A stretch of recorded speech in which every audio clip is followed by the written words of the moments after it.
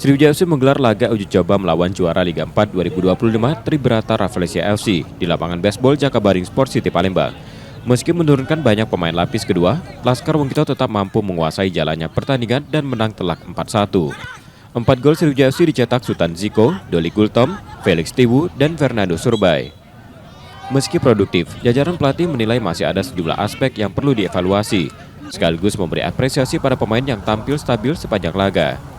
Kalau di sepak bola ada namanya antisipasi 10 menit pertama dan 10 menit terakhir. Nah, itu selalu yang terjadi. Enggak mungkin Sriwijaya aja, mungkin semua tim pasti bakalan menghadapi situasi seperti itu. Dan tadi saya cukup sangat puas sama anak-anak karena mereka bisa setelah 15 menit itu mereka bisa menstabilkan permainan mereka dan mereka bisa memberikan gol. Bagi Tribrata Rafflesia FC, uji coba ini menjadi bekal penting menghadapi Liga 3 musim ini. Ya, saya melihat kebetulan kami kan Liga 4 kemarin kan juara. Juara iya. Ya, jadi saya melihat level tim ini. Lapis pertama tadi saya mau menyembunyikan kekuatan saya, menurunkan lapis kedua.